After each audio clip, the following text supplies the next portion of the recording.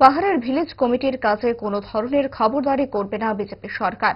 Village committee তার স্বাধীন সত্তা বজায় রেখে কাজও করবে, কিন্তু তাদের কাজকর্মের প্রতি নজর থাকবে ডিসি প্রশাসনের।